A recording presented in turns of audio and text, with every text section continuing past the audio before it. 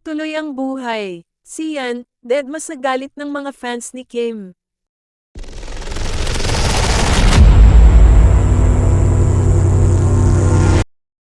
Unbothered si Sian Lim na may issue sa pagtatapat ng series nila ng ex niyang si Kim Chu simula sa January 22, 2024.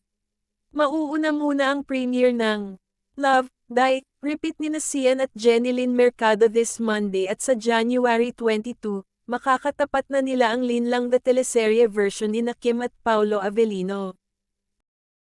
May mga galit na Kim si fans kay Sian na ang sabi, ibo-boycott nila ang LDR. Sagot naman ng neutral Kim si fans, panonoorin at susubaybayan nila ang series ni na Sian at Jenilyn.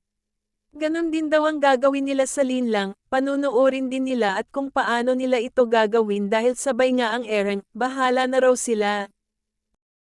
Alam siguro ni Sian na may mga galit sa kanyang fans nila ni Kim, pero tuloy pa rin naman ang buhay niya at tuloy siya sa pagtatrabaho. Ginagawa nito ngayon ang pelikulang Playtime with Sanya Lopez, Faye Lorenzo and Colleen Garcia na collab ng Viva Films at GMA Pictures. Tuloy-tuloy din ang pagpe-paint ni Sian at kahapon, nagbukas ang painting exhibit niyang Daffodils and Dandelions Solo Art Exhibit sa Art Cube Gallery sa Makati. Tatagal hanggang February 3, 2024 ang painting exhibit na ang gaganda.